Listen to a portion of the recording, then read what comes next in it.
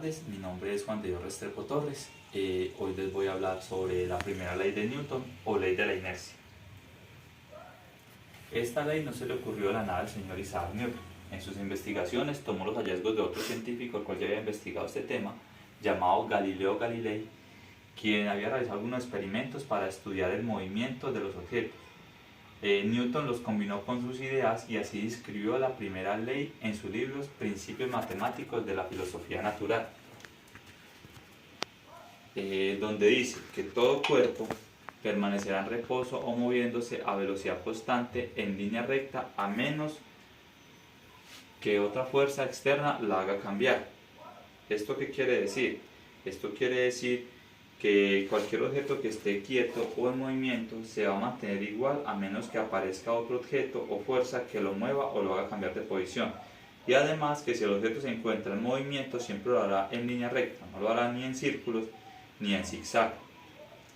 Pues poniendo como un ejemplo, diríamos que por ejemplo el estado natural del suelo es permanecer quieto, al igual que de un balón sobre él. El balón no se va a mover al menos de que alguien lo patee o lo levante. Si alguien lo patea, aplicará una fuerza que cambiará su estado y pasará de estar quieto a estar en movimiento. Según lo que dice Newton, la idea es que el balón continúe rodando sin parar y en línea recta, pero en algún momento se detiene. Esto pasa porque el empujón con el pie no es la única fuerza que está actuando sobre el balón, también hay otras fuerzas, como lo son la fricción, que aparece cuando hay dos objetos que están en contacto, es decir, se alcanzan a tocar mientras se mueven en sentidos opuestos. Y la otra fuerza es la gravedad, que es la fuerza que atrae los objetos hacia el centro de la Tierra. Mientras el balón está rodando, está rozando el pasto o el césped, y esta fricción impide que el objeto se deslice o resbale por mucho tiempo. Poco a poco se va frenando, hasta estar totalmente quieto.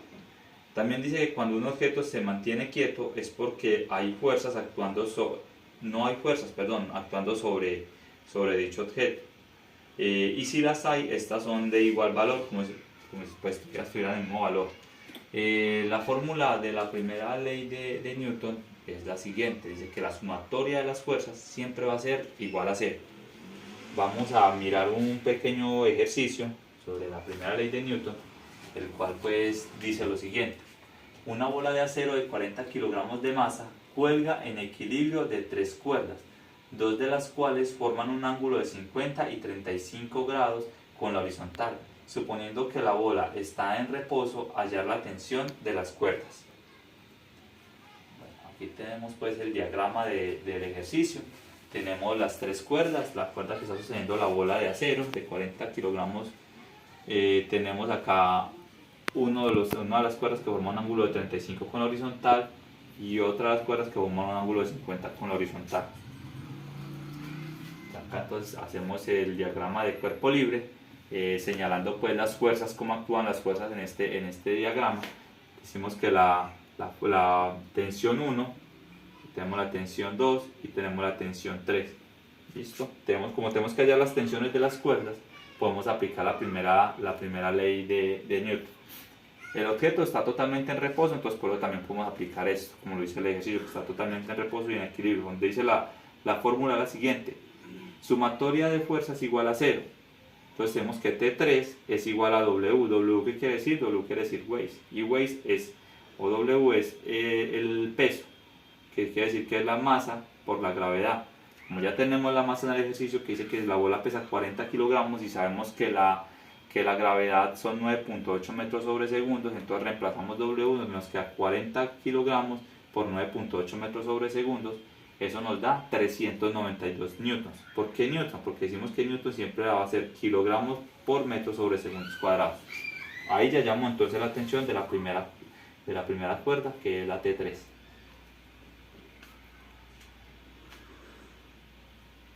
Para poder nosotros hallar las otras tensiones, tenemos ya que despejar o desglosar los vectores. Ya pasamos esto a vectores para poder hacer nosotros las sumatorias, ¿sí? Decimos entonces que tenemos la T3, que fue la que ya hallamos, tenemos la T1 y la T2, pero ya en vectores y con un ángulo de 35 grados. ¿Por qué 35 grados? Porque decimos que la sumatoria de los ángulos internos deben dar 180. O sea, si aquí tenemos 35, quiere decir que acá hay 55 grados. Y de acá hay 40 grados. Para sumar 50 más 40, 90. Y 35 más 55, 90 nos daría un total de 180 grados.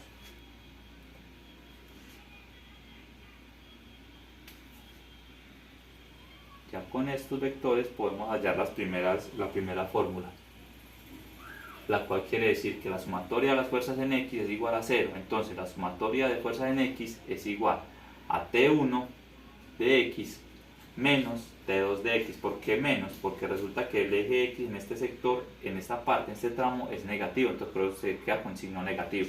Eso nos va a dar igual a 0. Y podemos hallar la siguiente fórmula, que nos dice que la sumatoria de las fuerzas en Y siempre es igual a 0. Entonces la sumatoria de las fuerzas en Y es igual a T1 de Y, que es positivo, porque ya acá está positivo, más T2 de Y, porque también está positivo, menos T3, que está el otro que está afectado en el eje Y es negativo. Y eso lo igualamos siempre a 0.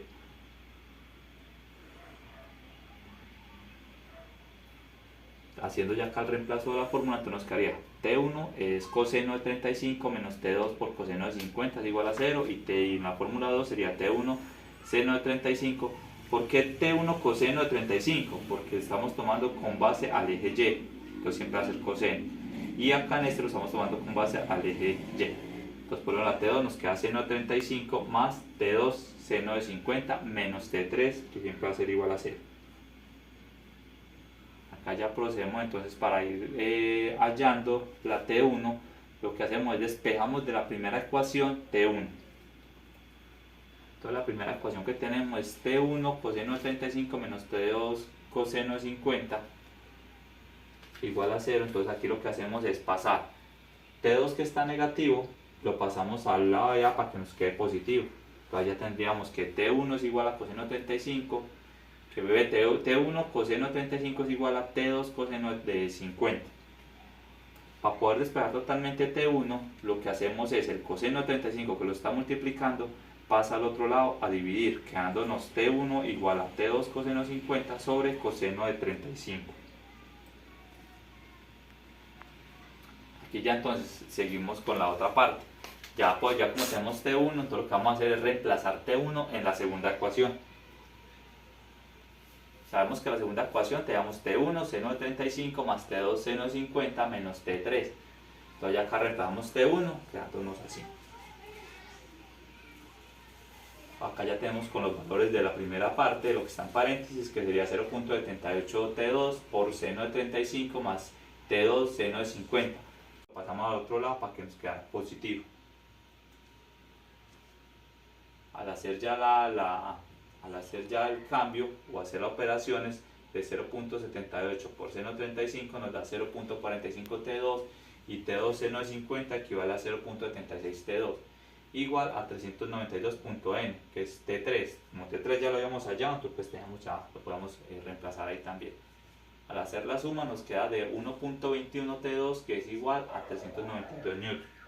Como tenemos que despejar T2, entonces 1.21, que lo está multiplicando, pasa al otro lado a dividir, quedándonos T2 igual a 392 newton sobre 1.21. Entonces T2 tiene un valor de 323.9 newtons.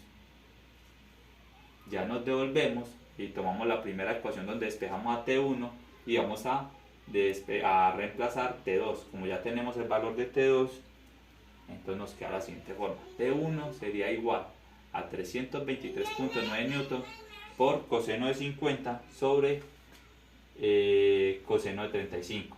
Entonces decimos que al reemplazarlo nos queda T1 igual a 323.9 por 0.64, que es lo que equivale a coseno de 50, sobre 0.81, que es lo que equivale a coseno de 35. Al hacer esta operación nos da un total de 207.29 newtons sobre 0.81, y eso equivale a que a T1 nos equivale a 255.91 newtons. Eso serían las tensiones de las tres cuerdas. Muchas gracias.